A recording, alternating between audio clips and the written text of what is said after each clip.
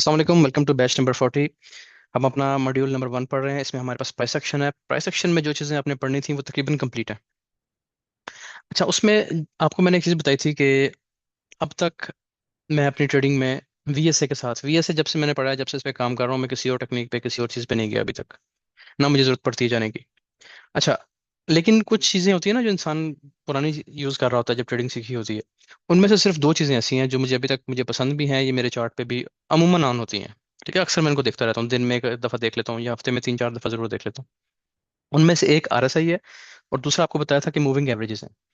ये दो चीज़ें ऐसी हैं कि अगर आप इनको इनके रूल्स के मुताबिक उस समझ से, अक्लमंदी से इस्तेमाल करेंगे, ठीक है, तो आपको यानी इस तरह नहीं, ज़बरदस्ती के सिग्नल्स नहीं बनाएंगे, इनके रूल्स के मुताबिक इनको इस्तेमाल करेंगे तो ये आपको बहुत अच्छा रिजल्ट देंगी।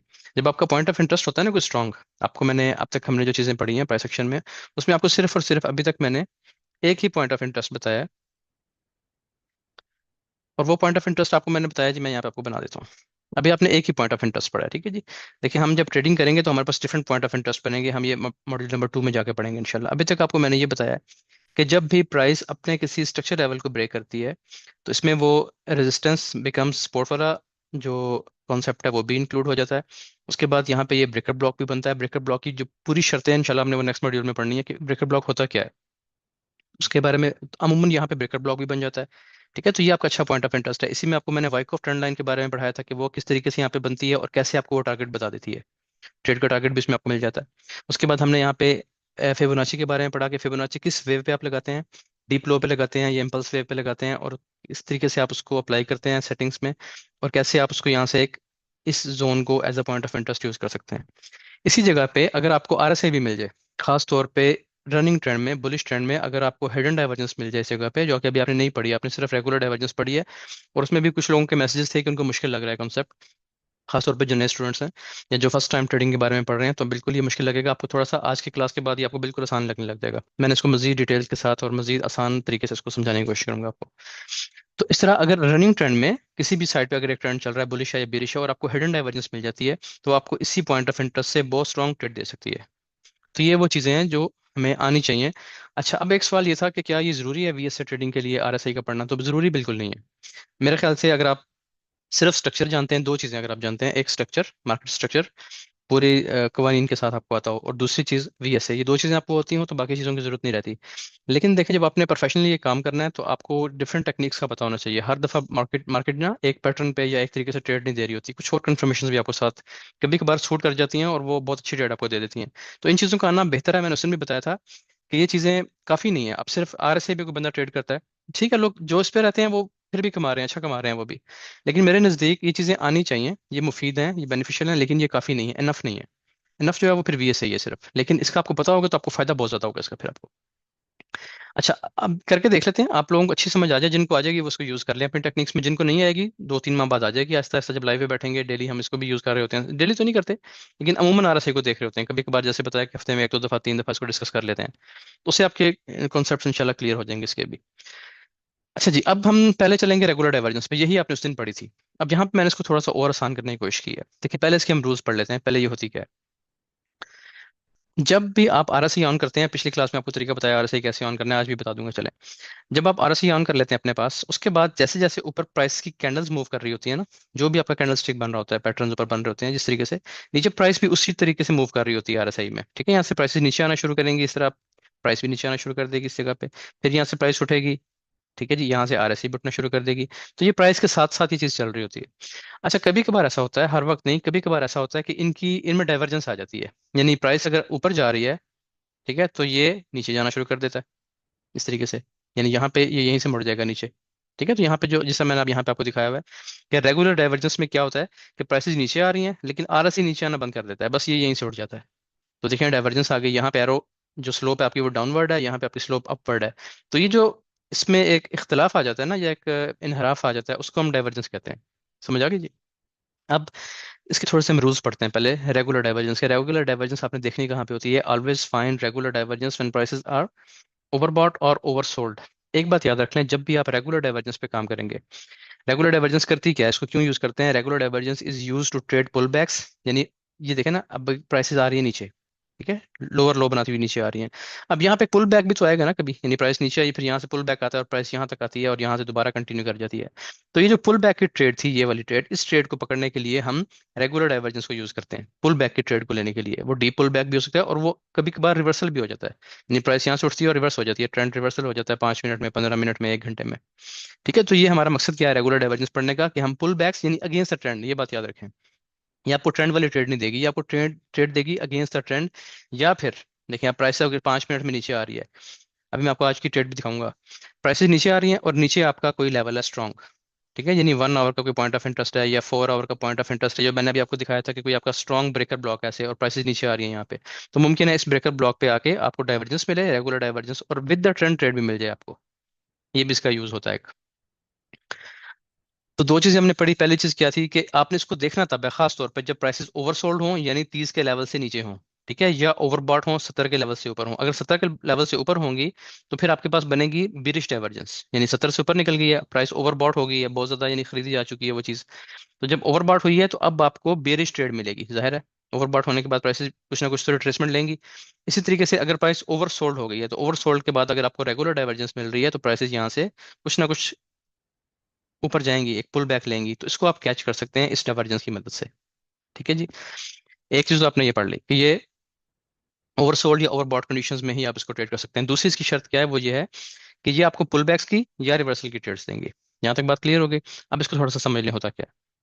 प्राइसेस आ रही है नीचे, एक लेग लगी, ठीक है, प्राइस ने आखिरी जो सेल की कैंडल थी उसको ब्रेक किया, ऊपर चली गई, एक लेग बन गई आपकी। उसके बाद प्राइसेस फिर नीचे आती हैं, लो ब्रेक कर देती हैं, जो इन्होंने लो लगाया था उसके नीचे एक विक भी लग सकती है बड़ी सी, या इसको ब्रेक कर दें तो और भी अच्छी बात है। ठीक है, तो इसका मतलब क्या हुआ कि पहले ये लो था, लोअर लो था, अब आपका ये लोअर लो बन गया, नेक्स्ट लो आपका नीचे आ गया। लेकिन आरएसआई ऐसा नहीं करती, आरएसआई पहले नीचे आएगी, बिल्कुल प्राइस के साथ मूवमेंट दे रही होती है, फिर यहाँ से ऊपर जाएगी। अब यहाँ से जो ये वाली लेग थी, ये प्राइस ने लोअर लो लगाया, एक लो के बाद और नीचे लो लगा दिया, लेकिन यहाँ पे लो नहीं लगाती प्राइस, यहाँ पे आरएसआई आपका यहाँ पे आके रुक जाता है। ठीक हो गया। अब यहाँ से एंट्री का तरीका आपको बताया था, अभी हम चार्ट पे एग्जांपल देखेंगे तो आपको फिर समझ आएगी। एंट्री का तरीका ये है कि अगर तो यहाँ पे एक अच्छी स्ट्रॉन्ग मोमेंटम कैंडल ऐसी बन जाती है जो इस प्राइस को ओवरसोल्ड, ये देखें ना 30 के नीचे ओवरसोल्ड है, अगर प्राइस को 30 से ऊपर ले जाए, ऐसी मोमेंटम कैंडल बन जाए जो प्राइस को यहीं से 30 के लेवल से ऊपर लेकर जाके क्लोज कर दे, तो आप ट्रेड ले सकते हैं। एक तरीका ये है। दूसरा ये बताया था कि आप यहाँ पे EMA5 ऑन कर लें अपने पास चार्ट पे, पिछली क्लास में सब चीजें डिटेल से बताई हुई है, इसमें फिर बताऊंगा अभी आज आपको। ठीक है, EMA अगर आपने ऑन की हुई है और यहाँ पे प्राइस ने EMA5 को स्ट्रांगली मोमेंटम के साथ यानी 30% क्लोजिंग ऊपर कर दिया है, और ऊपर कोई बहुत बड़ी विक नहीं आई, यानी इस तरह की कोई बड़ी विक नहीं आई कैंडल के ऊपर, मोमेंटम कैंडल है और EMA5 के ऊपर क्लोजिंग कर दिया, तो आप यहाँ से ट्रेड ले सकते हैं। ये दो तरीके बताए थे आपको। यहाँ से आप ट्रेड लेंगे, कहाँ तक जाएंगे, पुल बैक की ट्रेड्स मैक्सिमम आपकी स्ट्रक्चर लेवल तक होगी, यहाँ से प्राइस फिर अपना कंटिन्यू कर लेगी अपना ट्रेंड। इसी तरीके से अगर प्राइस निकल गई है 70 से ऊपर यानी प्राइसेस तो ऊपर जा रही है, यहाँ पे तो 70-80 नहीं लिखा हुआ, प्राइसेस तो ऊपर जा रही है कैंडल्स बनाती हुई, लेकिन यहाँ पहुंच के आप देखते हैं कि प्राइस का आपका आखिरी हाई ये था, उसके बाद प्राइस ने इस हाई को ब्रेक करके एक और हाई लगा दिया, यानी कि प्राइस ने लगा दिया हायर हाई। ठीक है जी, प्राइस तो हायर हाई लगा रही है, लेकिन यहाँ पे जब RSI मूव कर रहा है इसके साथ साथ, वो यहाँ पे हायर हाई नहीं लगाता बल्कि यहाँ तक पहुंचता है। यहाँ पे आपकी स्ट्रॉन्ग बीरिश कैंडल बनती है जो EMA5 के नीचे क्लोज करती है, या वो ऐसी कैंडल होती है कि जो RSI को ओवरबॉट की जगह यानी ओवरबॉट के जोन से निकाल के नीचे ले आती है इस तरह। अब देखिए यहाँ पे मोमेंटम कैंडल बन गई और यहाँ पे या तो EMA5 ब्रेक कर दे, और या फिर ऐसी कैंडल बने, अगर आप EMA5 नहीं ऑन करना चाहते तो सेल की ऐसी मोमेंटम कैंडल बने जो इसको, एक कैंडल होना जरूरी नहीं है, दो भी, दो कैंडल्स में हो जाए ये काम, 3 कैंडल्स में हो जाए ये काम, 10 कैंडल्स में हो जाए, लेकिन एंड पे आपको एक मोमेंटम कैंडल चाहिए, मोमेंटम कैंडल के बगैर एंट्री नहीं होगी। ठीक है, और इतनी देर में प्राइस जो है वो ओवरबॉट की कंडीशन से निकल के नॉर्मल कंडीशंस में आ जाए, तो यहाँ से आप ट्रेड लेंगे, ऊपर आप स्टॉप लॉस लगाएंगे अपना। और आपका टीपी कहाँ पे होगा, आपका टीपी देखिए, क्योंकि आपका ट्रेंड तो ये चल रहा है बुलिश, तो मैक्सिमम कहाँ तक आ सकती है, या तो इसको यहाँ पे आना चाहिए, लेकिन जाहिर है यहाँ से जब ये डाइवर्जेंस बनती है तो अमूमन प्राइस फिर यहाँ से नहीं उठती, फिर प्राइस अपने डीप लो पे आती है। ये आप ये पढ़ना है, ये भी हम पढ़ेंगे इंशाल्लाह, ये हमारा दूसरा पॉइंट ऑफ इंटरेस्ट है। तो प्राइस फिर यहाँ तक आएगी, यहाँ से अब आपको अपनी ट्रेड क्लोज कर देनी चाहिए। उसकी वजह यह है कि आप पुल बैक ढूंढ रहे थे जो कि आपको अच्छा मिल गया, तो यहाँ से प्राइस इसकी लिक्विडिटी स्वीप करके यहाँ से दोबारा उठ सकती है, प्राइस अपना ट्रेंड कंटिन्यू कर सकती है। क्योंकि हर दफा तो रिवर्सल नहीं मिलेगा ना आपको, रिवर्सल का आपको मैंने बताया था कि पूरा प्रोसेस होता है, पूरा पहले वो मोमेंटम शिफ्ट करेगी, फिर ब्रेक ऑफ स्ट्रक्चर करेगी, फिर टेस्ट पे जाके आप उसको सेल देखेंगे। तो जब तक वो प्रोसेस मुकम्मल नहीं होता, आपने एक ट्रेड ले लिया, आपको एक अच्छी ट्रेड एंट्री एक लेग तक मिल गई है, डीप लो तक, बस वहां तक आप इसको ट्रेड को होल्ड करेंगे और यहाँ से आउट हो जाएंगे। ये चीज़ पिछली क्लास में आपने डिटेल से पढ़ी है, लेकिन इसके बावजूद हम आगे चलेंगे और इसकी 2 एग्जांपल्स अभी देख लेते हैं, बल्कि 4 एग्जांपल्स देख लेते हैं, फिर आते हैं बाद में हिडन डाइवर्जेंस की तरफ। अब यहाँ पे देखें जी, जो अभी आपको मैंने चीज़ दिखाई थी, देखिए प्राइस यहाँ पे क्या कर रही है, ये एक लो लगा, अब यहाँ पे आखिरी जो सेल की कैंडल है वो कौन सी है, वो ये थी। इसका हाई ब्रेक कर दिया प्राइस ने, तो ये हमारे पास एक लेग कंप्लीट हो गई। ठीक हो गया जी, यानी ये वाली लेग हमारे पास कंफर्म हो गई है। फिर प्राइस नीचे आती है इस जगह पे। अब देखें यहाँ पे क्या चक्कर है, ये इस लेग के दरमियान और इस लेग के दरमियान ये अभी इंटरनली ये प्राइस मूव कर रही है। ठीक है, आपको एक प्रॉपर इसका लो ब्रेक होने का वेट करना है। प्राइस ने लो ब्रेक किया, लो ब्रेक होने के बाद अब यहाँ पे देखें प्राइस तो नीचे आ रही है, लेकिन इस सारे प्रोसेस के दरमियान यहाँ से प्राइस आ रही है ऊपर। ठीक है, यानी एक डाइवर्जेंस क्रिएट हो गई है, प्राइस आपकी तरफ नीचे आ रही है, लेकिन RSI नीचे, प्राइस ने लोअर लो लगा दिया, ये लो था और ये लोअर लो बन गया आपका। अभी फिलहाल अभी कंफर्म नहीं हुआ, लोअर लो कंफर्म तब होता है जब प्राइस अपना हाई ब्रेक कर लेती है कोई। लेकिन देखा जाए तो ये इसने एक लो तो लगा दिया ना इसको लेवल को ब्रेक करके, लेकिन यहाँ पे प्राइस ने इस लेवल को ब्रेक नहीं किया। सेम पॉइंट्स पे देखनी है आपने प्राइस को, सेम पॉइंट्स पे। यहाँ पे प्राइस ने अपवर्ड एक डाइवर्जेंस बना दी है, एक स्लोप बना दी है। जैसे ही ये काम हो जाए, अब आप एंट्री के लिए तैयार हैं, जल्दी नहीं करनी। इसका मैंने आपको क्या रूल्स बताया, मैं EMA 5 ऐसे यूज करता हूँ, आप ये भी यूज कर सकते हैं अगर आप चाहें तो। उसका आपको फायदा क्या होगा, देखिए मोमेंटम कैंडल ये भी है, अगर आप मोमेंटम कैंडल सेंटर होना चाहते हैं तो ये भी अच्छे मोमेंटम कैंडल, आप भी यहाँ से हो जाएंगे, मैं भी यहीं से होऊंगा, लेकिन मैंने साथ EMA 5 ऐड की हुई है। ठीक है, आप EMA 5 पे आ जाए, मोमेंटम के साथ ब्रेक होनी चाहिए। अब इसमें मैंने एक रूल अपनी थोड़ी सी ट्रेड की एफिशिएंसी या उसकी एक्यूरेसी को बढ़ाने के लिए मैंने जो एक रूल रखा हुआ है, वो ये है कि इसके ऊपर भी क्लोज करे। ये क्या है, आखिरी जो सेल की स्ट्रॉन्ग कैंडल है इसके ऊपर भी प्राइस क्लोज कर दे। वो यहाँ पे भी इसने क्लोज की है, लेकिन अच्छी मोमेंटम के साथ यहाँ क्लोज हुई है। इससे होता क्या है कि प्राइस शायद आपको थोड़ी सी ऊपर जाके मिले, यहाँ से आपने एंटर हो जाना था। मैं भी आमतौर पर यहाँ से एक अग्रेसिव एंट्री ले लेता हूँ, लेकिन जो इसका प्रॉपर रूल मैंने बनाया हुआ है वो ये है कि अगर आपके पास आखिरी जो स्ट्रॉन्ग सेल की कैंडल है, स्ट्रॉन्ग से मुराद ये कोई भी आखिरी सेल की कैंडल जिसने एक नीचे क्लोजिंग की हुई है, उसके ऊपर भी अगर प्राइस क्लोज कर देती है जैसे कि इस मोमेंटम कैंडल ने की है इस वाली ने, तो फिर आपकी ट्रेड बहुत हद तक यानी एक हाई प्रोबेबिलिटी सेटअप बन जाता है। स्टॉप लॉस आपका इसी के नीचे आएगा। अब आप कहाँ तक जाएंगे, क्योंकि अगर इसका डाउन ट्रेंड चल रहा है तो फिर आपने ये देखना है कि जहां पे आपको 1:1 मिल जाए या कोई स्ट्रक्चर लेवल आ गया, यहाँ पीछे कोई ब्रेकर ब्लॉक कोई चीज ऐसी कोई स्ट्रक्चर लेवल अगर आ गया, तो वहां पे आप आ जाके आउट हो जाएंगे। 1:1 तो ये हर सूरत आपको देगा जब इसने इतनी स्ट्रॉन्ग अपनी कंफर्मेशन के बाद ट्रेड एंट्री की है। अब आप चाहें तो डिफरेंट तरीकों से इसकी एंट्री होती है। पहला तरीका क्या बता दिया कि EMA 5 के ऊपर मोमेंटम कैंडल। ठीक है, अभी मैं इसमें VSA ऐड नहीं कर रहा, क्योंकि आपने पढ़ा नहीं है VSA, बैच 14 ने, बैच 39 ने पढ़ा, आप चाहें तो ऐड कर सकते हैं। VSA कैसे ऐड करेंगे, यहाँ पे अगर 2 बार बन जाता है इस जगह पे तो भी ठीक है। अगर ये वाली कैंडल एफर्ट वर्सेस जेड थी फिर भी ठीक है। अगर इसका वॉल्यूम हाई है और इसका वॉल्यूम लो वॉल्यूम से प्राइस ब्रेक कर देती है फिर भी ठीक है।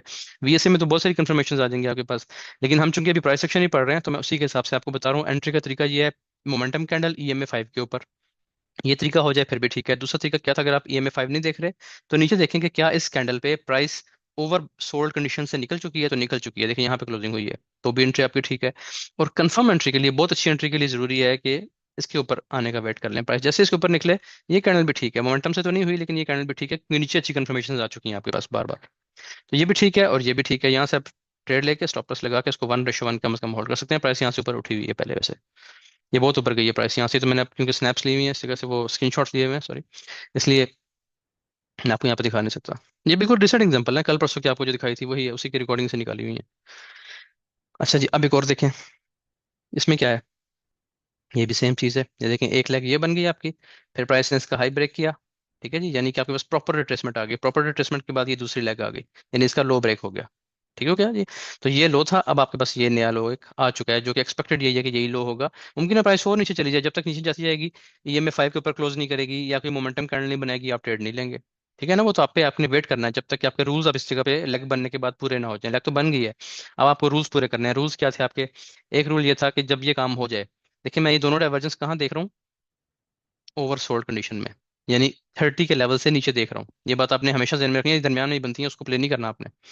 अच्छा, अब यहाँ पे क्या हो गया, डाइवर्जेंस बन गई, डाइवर्जेंस बनने के बाद देखें ये स्लोप डाउनवर्ड है काफी ज्यादा और ये अपवर्ड है। ये स्लोप की जो डायरेक्शन है वो ऊपर की तरफ जा रही है, बेशक थोड़ी जा रही है लेकिन सीधी भी हो फिर भी चल जाती है, लेकिन थोड़ी बहुत ऊपर होनी चाहिए, यानी इसके अगेंस्ट मूव कर रही हो।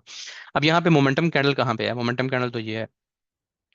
अब इस मोमेंटम कैंडल ने क्या प्राइस को ओवरसोल्ड कंडीशन से निकाल दिया है, तो बिल्कुल निकाल दिया है। आप यहाँ से एंटर हो सकते हैं।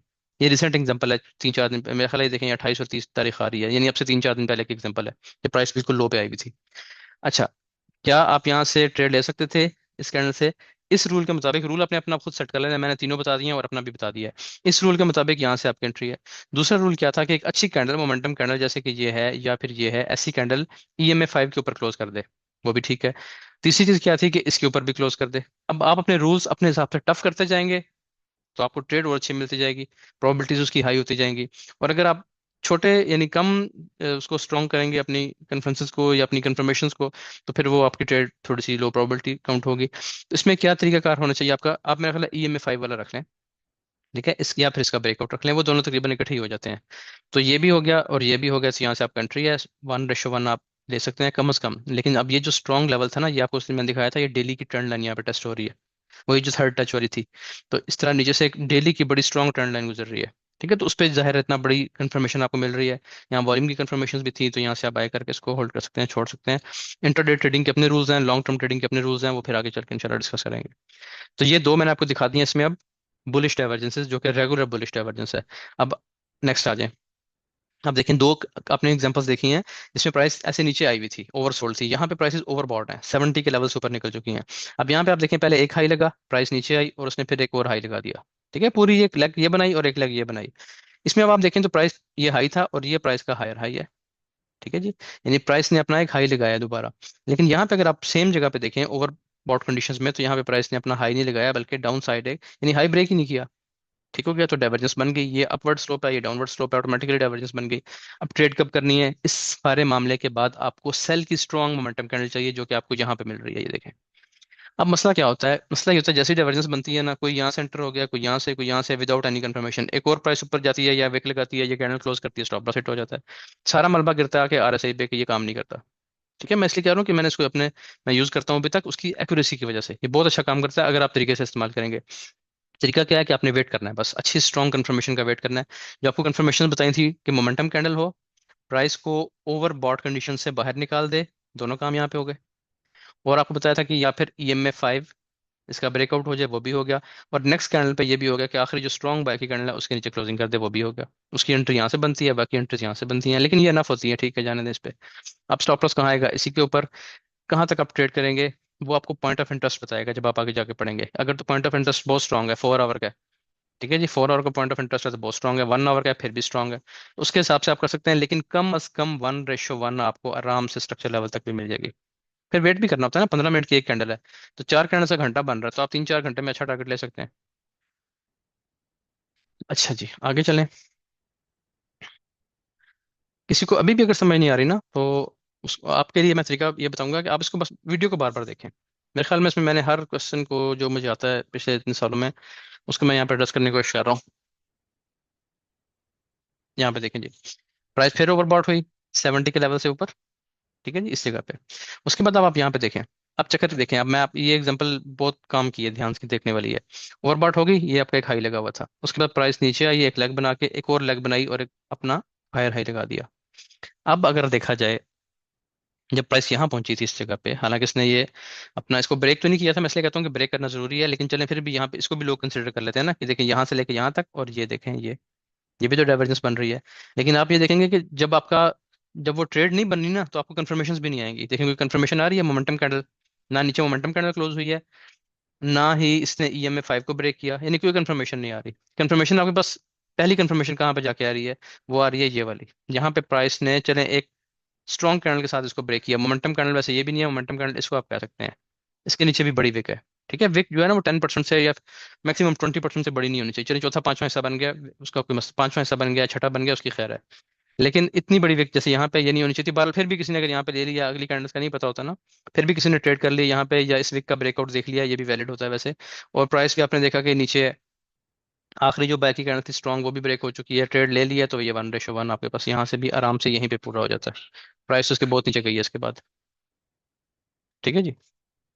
अच्छा, अब ये जो जितनी भी एग्जांपल्स थी, ये थी रेगुलर बुलिश और रेगुलर बेरिश डाइवर्जेंसेस की।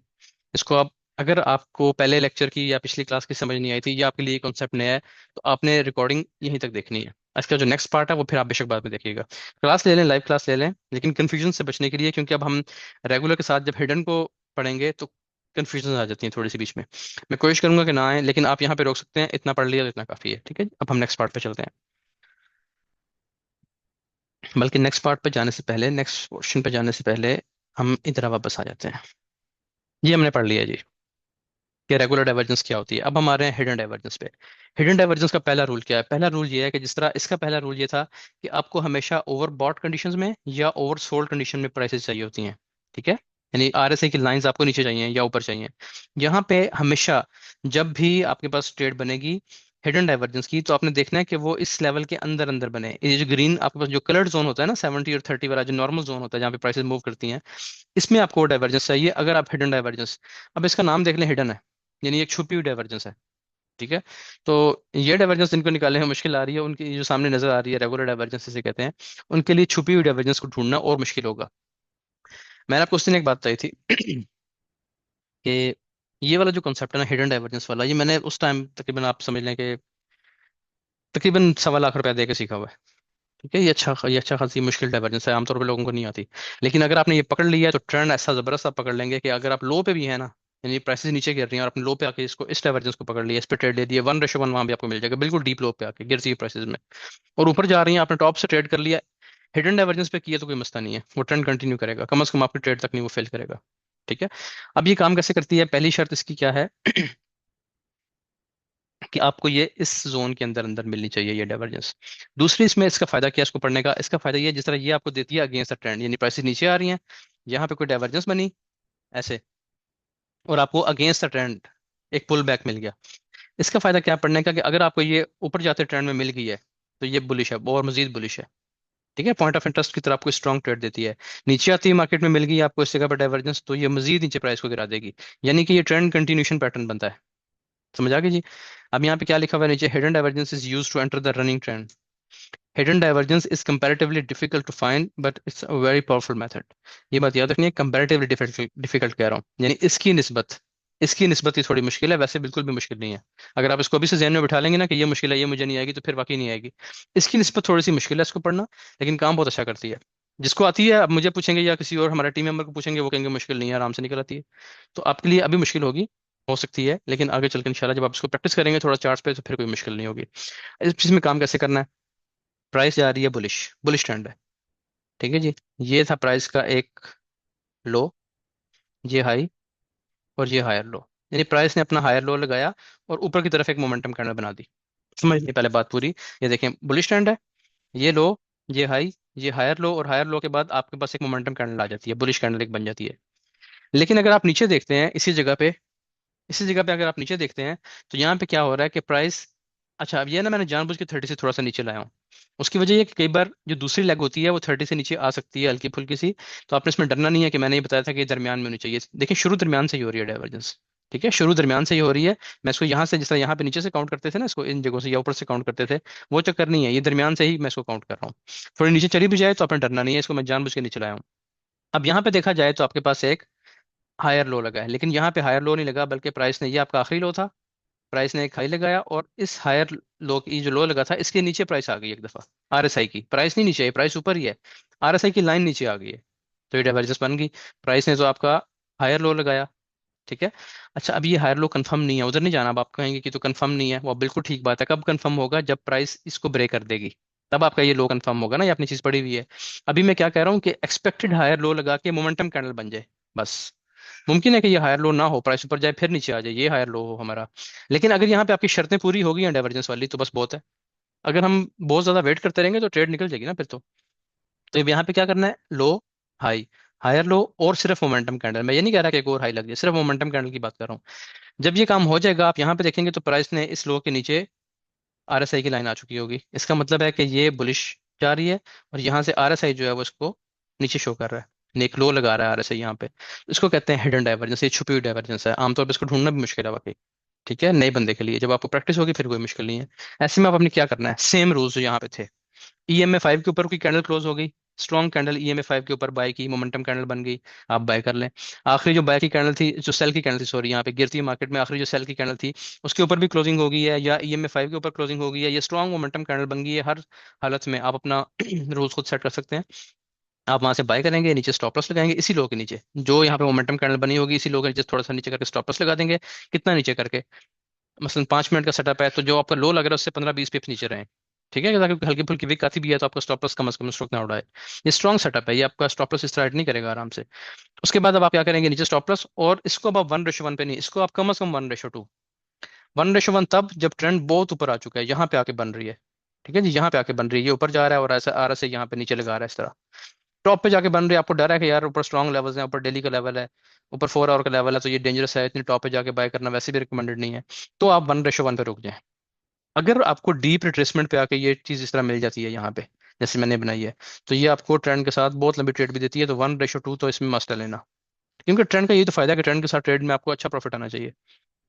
ठीक है, इसको समझें दोबारा। क्या बताया मैंने कि प्राइस ऊपर जा रही है, एक कैंडल, दूसरी कैंडल, तीसरी कैंडल, फिर यहाँ से रिट्रेसमेंट आती है, रिट्रेसमेंट आ गई, रिट्रेसमेंट के बाद प्राइस यहाँ पे एक और मोमेंटम कैंडल बना देती है, जो EMA 5 को ब्रेक कर जाती है, या आखिरी सेल की कैंडल को ब्रेक कर जाती है अपसाइड, या जो भी आपको शर्तें बताई हैं, यहाँ पे एक चीज बनती है। नीचे क्या होता है, नीचे प्राइस इसी सेम जगह पे, यहाँ पे तो इसने लो, हाई और हायर लो बनाया, लेकिन यहाँ पे प्राइस हायर लो की बजाय ये पिछला लो होता है इसके नीचे निकल आती है इस तरीके से बिल्कुल। तो ये डाउनवर्ड स्लोप है और ये अपवर्ड स्लोप है। बस इतनी सी बात है, जैसी मोमेंटम कैंडल बन रही है यहाँ पे, यहाँ से बाय कर लें, नीचे स्टॉप लॉस लगा दें, 1:2 पे जाने दें इसको। इतनी सिंपल चीज है। इसको अब देखें जरा चार्ट पे, फिर आखिरी चीज भी पढ़ लेंगे। हाँ जी, आखिरी चीज क्या है जी, यहाँ पहले इसको चार्ट पे देखते हैं। ये भी रेगुलर है, ये भी रेगुलर है, फिर दो रेगुलर बेरिश हो गई थी, अब ये चीज आ गई वो जी। इसको अब आप समझ लेंगे तो इंशाल्लाह इस ये स्ट्रेटजी अगर आप वॉल्यूम के साथ मिला लेंगे तो बहुत आपको फायदा है। हाँ जी, बुलिश ट्रेंड है। ठीक है, प्राइस पीछे से भी बुलिश है, ये प्राइस ने एक हाई लगाया, हाई लगाने के बाद ये एक एक्सपेक्टेड यानी हमारी एक वेव आ गई है जो कि हमारा हायर लो हो सकता है इस तरीके से। अच्छा जी, मैं यहाँ पे 1 मिनट के लिए, नहीं बस ठीक है, मैं आपसे पूछना चाह रहा था कि आवाज़ ठीक आ रही है, क्योंकि काफ़ी देर से कोई इंटरेक्शन नहीं है। मैं 1 सेकंड के लिए बस मुझे ये बता दें मैसेज में कि सब कुछ आवाज़ वगैरह सब कुछ ठीक है, फिर आगे चलते हैं। आवाज़ ठीक है, चले ठीक है जी, बस यही पूछना था सिर्फ। अच्छा जी, यहाँ पे प्राइस ने ये लो, फिर हाई, एक्सपेक्टेड हायर लो, अभी कंफर्म नहीं है, कंफर्म तब होता है जब आपने स्ट्रक्चर में पढ़ा जब ये ब्रेक हो जाता है। ठीक है जी, एक्सपेक्टेड हायर लो ये बन गया। अब इसके बाद आपको चाहिए एक मोमेंटम कैंडल, अगर आप देखें डाइवर्जेंस तो बन रही है, डाइवर्जेंस कैसे बन रही है, ये देखें, ये स्लोप अपवर्ड है, सेम इसी प्राइस के नीचे अगर आप देखें तो यहाँ पे प्राइस ने डाउनवर्ड स्लोप बना दिया, और ये प्राइस, ये सारा काम कहाँ पे हो रहा है, इस ग्रीन जोन के अंदर अंदर हो रहा है, 30 और 70 के दरमियान हो रहा है। ठीक है जी, RSI के दरमियान में हो रहा है। यहाँ पे अगर आप देखें तो आपकी वो शर्तें पूरी हो गई हैं जिस पे आपको ट्रेड करनी चाहिए। EMA 5 भी कट हो रही है, ठीक हो गया जी, मोमेंटम कैंडल भी है, आपकी जो आखिरी जो स्ट्रॉन्ग सेल की कैंडल थी उसका भी हाई ब्रेक हो चुका है, सब कुछ पूरा है। स्टॉप लॉस लगा दें इसी लो के नीचे, दूर नहीं करना स्टॉप लॉस, इसी लो के नीचे स्टॉप लॉस होगा। अगर आपका ट्रेंड बहुत ज्यादा बुलिश है, वैसे तो इसने 1:2 तो दे दिया आपको आराम से, लेकिन अगर ट्रेंड बहुत बुलिश है तो आप 1:1 पे रहेंगे। अगर आपने टाइम से पकड़ लिया, बिल्कुल नीचे से कहीं से ट्रेड पकड़ लिया ऐसी जगहों से, और आपको पता है कि टारगेट ऊपर है बड़े टाइम फ्रेम के, तो फिर आप इसको होल्ड कर सकते हैं 1:2 पे, 1:3 पे, जितना भी आप होल्ड करना चाहें जा सकते हैं, फिर आगे आपकी मर्जी है। ठीक है जी, ये एक एग्जांपल आपके सामने आ गई, एक एग्जांपल और देखें बुलिश की ही, ये देखें दोबारा, यहाँ पे क्या हो रहा है जी आपके पास, ये देखें, बुलिश ट्रेंड है, बुलिश ट्रेंड में एक आपकी लग ये है, फिर प्राइस ने एक हाई लगाया, प्रीवियस स्ट्रक्चर को ब्रेक कर दिया, और फिर रिट्रेसमेंट पे यानी पुल बैक पे आई है प्राइस। अब यहाँ पे आप देखें दोबारा फिर सेम चीज बन रही है, ये देखें, ये अपवर्ड, ये स्लोप डाउनवर्ड। ये मैंने आपको बताया था कि सेकंड वेव इसकी थोड़ा सा नीचे या ज्यादा नीचे भी आ सकती है, उसमें कोई मसला नहीं है, स्टार्ट यहाँ से होनी चाहिए आपकी, मिड से स्टार्ट हो रही है, यानी इस ग्रीन कलर्ड जोन के अंदर अंदर से डाइवर्जेंस स्टार्ट हो रही है, ये बन गई। अब क्या चीज चाहिए थी आपको, मिनिमम शर्त क्या थी कि मोमेंटम कैंडल हो कम से कम, तो पहले मोमेंटम कैंडल ये है आपके पास। ठीक है, यही कैंडल EMA 5 को भी ब्रेक कर रही है, तो ये आपकी ट्रेड है। अगर आप चाहते हैं कि आपकी आखिरी जो स्ट्रॉन्ग कैंडल थी ये ब्रेक हो जाए, तो फिर आपकी ट्रेड यहाँ से है, इसको भी मोमेंटम कैंडल से ही ब्रेक किया गया। ठीक है जी, तो ये भी आपका ट्रेड पॉइंट है, ये भी आपका ट्रेड पॉइंट है, नीचे आपका स्टॉप लॉस आएगा इसी लो के 15-20 पिप नीचे, और 1:2 या 1:3 जितनी भी आप इसको होल्ड करना चाहें, ट्रेंड के साथ है तो ट्रेंड के साथ का फायदा ये है कि आपको बहाव के साथ बहा लेगा। क्या ठीक है यहाँ पे आपने अब देखें, ये डाउनवर्ड और ये अपवर्ड, इतनी आराम से नहीं आएगा, थोड़ा सा आपको उस पर ध्यान देना पड़ेगा, 2-4 बार क्लास देखनी पड़ेगी, इंशाल्लाह सब चीज़ें क्लियर हो जाएंगी। आसान है, बिल्कुल आसान है, थोड़ा सा बस ध्यान देने की बात है। अब चलें, चलें इधर ही देख लेते हैं, वापस चलते नहीं अब, आपको एंड में चार्ट देता हूँ एक दो। अब ये गिरती हुई मार्केट है, सेम चीज बीरिश ट्रेंड में देखें। ठीक है जी, ये देखें, ये एक रिट्रेसमेंट आ गई। ठीक है जी, अब इसको मैं क्यों नहीं लूंगा, ये देखें, ये इंटरनल है इसकी, ठीक है, आपका ये ब्रेक होना जरूरी है। अब प्राइस ने यहाँ पे इसको भी ब्रेक कर दिया, ये देखें, यानी लो ब्रेक होना जरूरी है, तभी हम कहेंगे ना कि दूसरी अब ये हमारे पास ये वैलिड रिट्रेसमेंट आ चुकी है। अब यहाँ पे देखें क्या है, ये एक हाई है जो रिट्रेसमेंट पे आया। ठीक है जी, और जब प्राइस ने मोमेंटम कैंडल बना दी, इससे पहले तो मोमेंटम कैंडल बनी नहीं, इसमें आपने मोमेंटम कैंडल का ही वेट करना है ना। तो देखें, ये जब दूसरी इसने, ये देखें, जब ये वाली वेव लगी है, तो यहाँ पे क्या है कि आपके पास कोई मोमेंटम कैंडल है इसके बाद नीचे, एक भी नहीं है, पहली मोमेंटम कैंडल ही ये है, उसी ने स्ट्रक्चर भी ब्रेक कर दिया, यानी हमारी शर्तें पूरी हो गई हैं। ठीक है जी। अब यहाँ से आपकी ट्रेड बनती है। और कैसे हुआ ये कि प्राइस ने डायरेक्शन जो स्लोप बनाई है ऊपर, डाउनवर्ड, और यहाँ पे अगर आप देखें तो प्राइस ऊपर निकल रही है। ठीक है, आरएसआई की लाइंस ऊपर जा रही हैं, आरएसआई ऊपर जा रहा है, लेकिन प्राइस नीचे आ रही है इस जगह से। सेम इस जगह की बात कर रहा हूँ, ये देखें ये। तो ये हिडन डाइवर्जेंस होती है जो कि दरमियान में आके बनती है। इसमें क्या होता है, प्राइस अपनी डायरेक्शन में मूव करती है लेकिन आरएसआई उसके अगेंस्ट जाना शुरू कर देता है। इस चीज़ की निशानी होती है कि अब यहाँ से प्राइस गिरेगी। मोमेंटम कैंडल का वेट जरूर करना है। इसी कैंडल ने वो सब शर्तें पूरी की हैं, देखें। ठीक है, इसी कैंडल ने वो सब शर्तें पूरी की हैं। मोमेंटम कैंडल तो पहली शर्त है, पहली मोमेंटम कैंडल ही यहाँ पे बनी है, तो ये आपकी एंट्री पॉइंट है। ऊपर आपका स्टॉप लॉस है जो भी हाई आपका लग रहा है। और अब देखें ये कहाँ पे बनी है, ये आप टाइम नोट कर लें अगर यहाँ पे डेट आ रही है, वरना मैं आपको ग्रुप में भेज देता हूँ, या प्राइस नोट कर लें। ठीक है, ये तब की बात है जब प्राइस 3540 से कहीं से गिरना शुरू हुई है, यानी डी बिल्कुल लो पे आके ये काम हुआ है। ये एग्जांपल मैंने इसलिए भी रखी है, एग्जांपल इसकी बहुत सारी हैं। ये एग्जांपल इसलिए भी रखी है कि अगर आप, जैसे मैं आपको बता रहा था, कि टॉप पे जाके बाय कर लें या गिरती मार्केट के लो पे सेल कर दें, तो भी आपको ये 1:1 आपकी ट्रेड से पहले आपको आउट नहीं करेगी। बेशक जितना पीछे जाके आप इसको बैक टेस्ट करें, इसको आजमाएं। और एग्जाम्पल देखें, ये देखें। यहाँ पे क्या हुआ है, यहाँ पे मैं कहता हूँ ना कि अगर आपने ट्रेंड टाइम से पकड़ लिया, आपने ट्रेड जल्दी पकड़ ली है, यहाँ पे जो ट्रेंड है बुलिश था इस तरह। ठीक है जी, 15 मिनट का टाइम फ्रेम है, ये बुलिश ट्रेंड था, इस जगह पे जाके प्राइसेस चेक कीजिएगा। अब इसमें प्राइस ने क्या किया कि जो पूरी सपोर्ट थी, ये पूरा जितना भी जोन था, जो लो लगे हुए थे लास्ट कंफर्म, उनको ब्रेक करके मोमेंटम शिफ्ट कर दिया। ठीक है, अब जब मोमेंटम शिफ्ट हो गया, यहाँ पे आपने नजर रखनी है, प्राइस फिर ऊपर गई है। जब प्राइस टेस्ट पे आई है इस जगह पे, तो आप देखें कि ये आपके पास एक हाई है और एक ये हाई बन रहा है अभी। ठीक है, लेकिन यहाँ पे इसने प्राइस ने प्रीवियस हाई का रेस्पेक्ट नहीं किया इसको, बल्कि ऊपर निकल गई प्राइस, यहाँ पे आरएसआई ऊपर निकल गया है। यहाँ पे आपने देखनी है मोमेंटम कैंडल जो कि आपको मिल रही है यहाँ पे।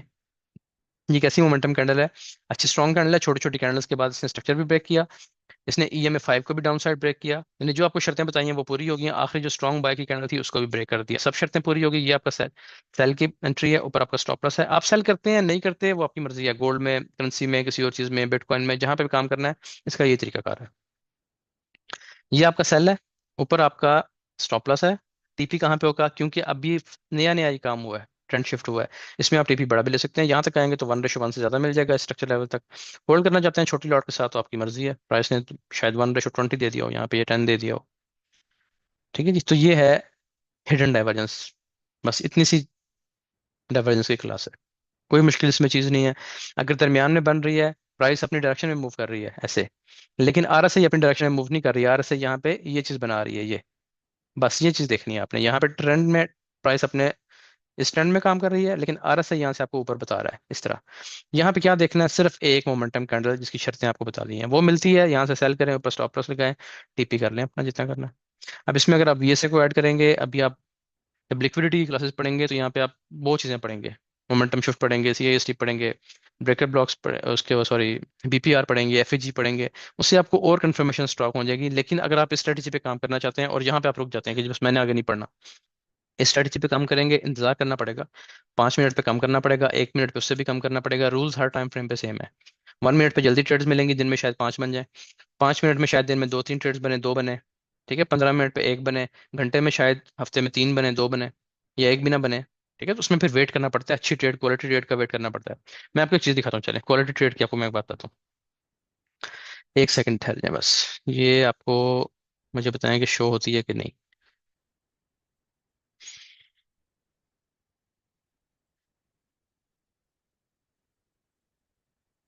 चलो जी, मैं यहाँ पे शेयर कर रहा हूँ, इस पे गौर करें जरा पहले।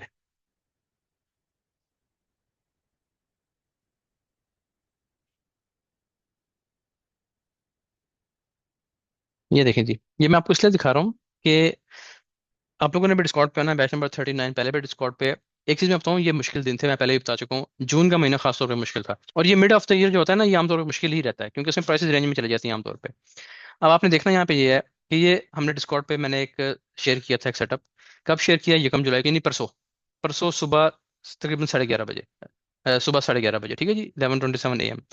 ये बाइंग जोन बताया था, 33-14, 33-10, ये इसका TP बताया हुआ था, और ये इसका स्टॉप लॉस बताया हुआ था। अब देखें प्राइस आज कहाँ पे आई है, आज आई है उसके बाद 30, यानी तकरीबन आप समझे 48 घंटों के बाद, और वो एग्जैक्ट उसी से 33-14 और 33-10 के दरमियान जो लेवल था उसी को टैप किया, और यहाँ से प्राइस उठ चुकी है, 200 पे दे चुकी है, अभी पता नहीं कहाँ पे होगी। ये अच्छी ट्रेड यहाँ से मिल चुकी है। अभी TP हिट करती है नहीं करती, इसे 1:2 तकरीबन दे दिए। ठीक है जी। तो ये तरीका है। आप अच्छी ट्रेड के लिए, मैं इस ट्रेड के इंतजार में था, मैंने आज जब मैं लाइव आया हूं तो बताया कि मेरा यहाँ पे अलर्ट भी था और नीचे लिमिट भी थी, इसलिए कि हाई प्रोबेबिलिटी सेटअप था ये। तो ये चक्कर होता है, अगर आप इस तरीके से काम करेंगे, वेट करेंगे अच्छे सेटअप का, तो फिर आपकी ट्रेडिंग अच्छी होती जाएगी। वेट नहीं करेंगे तो फिर मिक्स काम चलेगा, स्टॉप लॉसेस वेट होंगे, टीपीस भी होंगे, दोनों तरह का काम चलेगा आपका। अच्छा, अब चलें जी आगे चलते हैं, और इसमें क्या है।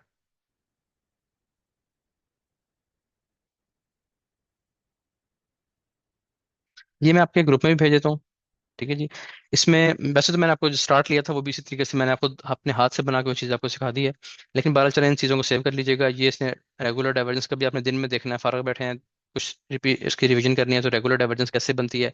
बस इसमें ये नहीं लिखा, वो जो मैंने बनाया उसमें मैंने डिटेल्स भी लिखी हैं कि ओवर बॉट होनी चाहिए तो बेरिश डाइवर्जेंस बनेगी रेगुलर। ओवर सोल्ड है अगर 30 के नीचे नीचे है तो फिर इस तरीके से, ये ऊपर प्राइस है नीचे RSI है। ठीक है। यहाँ पे हिडन डाइवर्जेंस है, उसका भी इसने बना दिया कि प्राइस अपनी डायरेक्शन में मूव कर रही है, देखें दो लगाती हुई जा रही है, लेकिन यहाँ पे RSI ऊपर निकल जाती है, तो जब ये डाइवर्जेंस बनेगी इसको हम कहेंगे हिडन डाइवर्जेंस है। तो ये ट्रेंड कंटिन्यूशन होती है, आप सेल कर दें और ट्रेंड में बैठ जाएं। इसी तरीके से ये बुलिश है। ठीक है, ये अगर आप चार्ट चाहें तो ये अपने पास महफूज कर लें। उसके बाद मैंने एक और सेव किया हुआ है, ये भी मैं ग्रुप में भेज देता हूँ, ये भी अच्छा बना हुआ है। मतलब जो मैंने बनाया है वो भी बुरा नहीं है आपके लिए, उसमें सारी चीज़ें लिखी हुई भी हैं, आपको वो रिमाइंड हो जाएंगे साथ साथ। ठीक है जी, ये भी मैं साथ भेज देता हूँ। चलिए जी, ये बस लास्ट स्लाइड यही है। तो इसकी ये रिकॉर्डिंग स्टॉप करते हैं। कोई क्वेश्चन आपका इस हवाले से है तो भी आप मुझसे चैट में पूछ लें। ठीक है, इसकी मैं रिकॉर्डिंग को पहले मैं स्टॉप करता हूँ, बल्कि मैं पॉज कर रहा हूँ, कोई ऐसी चीज़ हुई जो इसमें ऐड करनी है तो मैं ऐड कर भी दूंगा।